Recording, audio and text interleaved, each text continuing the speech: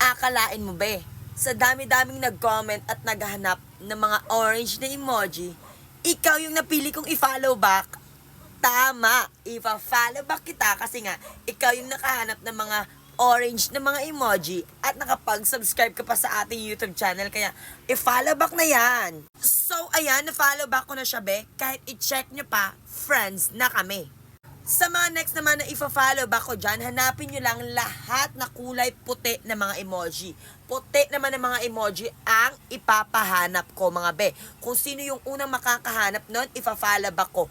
Pero dapat, mga be, mag-subscribe muna kayo sa ating YouTube channel. Yung link ng YouTube channel ko nasa bio ko dito sa TikTok, i-click mo lang yon kasi doon ako bumabase, mga be, ng ifa-follow back ko katulad niya. Dahil nga nakapag-subscribe siya, ay na-follow back ko siya. Yes. So, yung link ng YouTube channel ko nasa bio ko dito sa TikTok. Click mo lang yung profile ko dito. May makikita kang link na nasa bio ko. Yun po yung link ng aking YouTube channel. Mag-subscribe ka doon. I-click mo yung notification bell at mag-comment ka sa mga video ko. Tapos bumalik ka dito. Hanapin mo lahat na kulay orange na mga emoji at lagyan mo sa dulo kung nakapag-subscribe ka na.